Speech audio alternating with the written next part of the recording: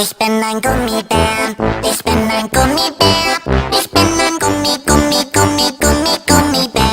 Ich bin ein Gummibär, ich bin ein Gummibär, ich bin ein kleiner, süßer, bunter, dicker Gummibär. Oh ja.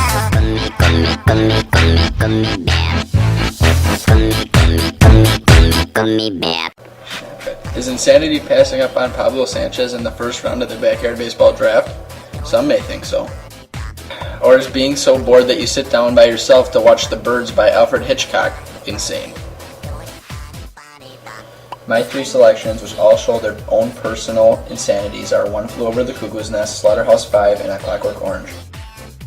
Insanity is defined as a craziness or madness characterized by certain abnormal mental or behavioral patterns.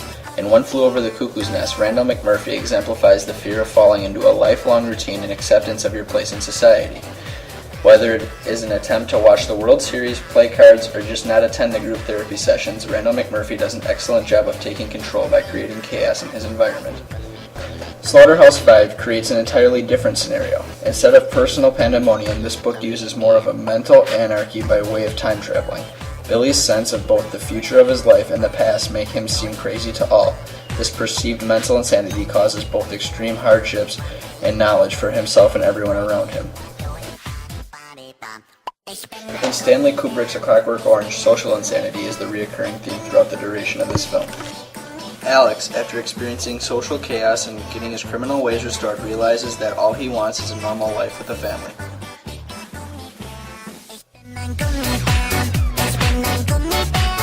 In nature, everything has its own meaning and own identity.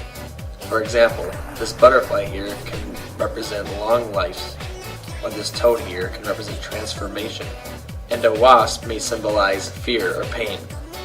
And in nature, we see so many different things, like these beautiful flowers here, and the ugly weeds here.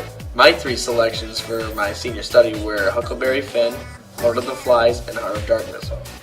In Lord of the Flies, we see nature as a symbol with the conch shell. The conch shell symbolizes power. This is what gets all the kids together at the start of the book. Ralph uses this to keep the kids under control and civilized. Once the conch shell breaks, all the kids go on to follow Jack and his cult. As for the Heart of Darkness, we see the Congo River as a symbol. The Congo River is constantly pushing back on Marlowe and his gang trying to get up to Kurtz, but this doesn't stop them. This symbolizes life's struggles.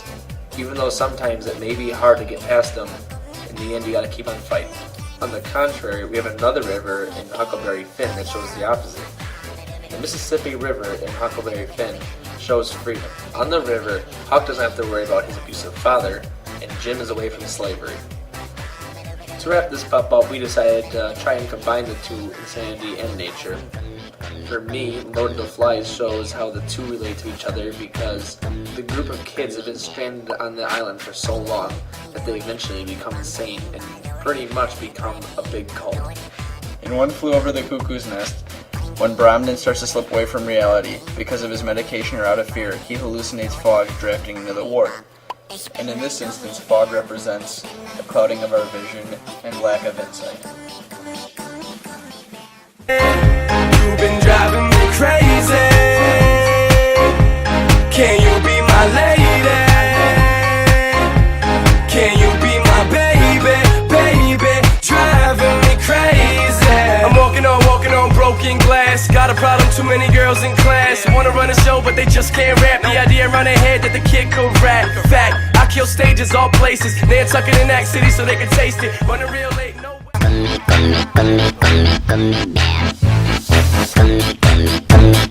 Gummibär. Oh my god, how bad is it gonna look?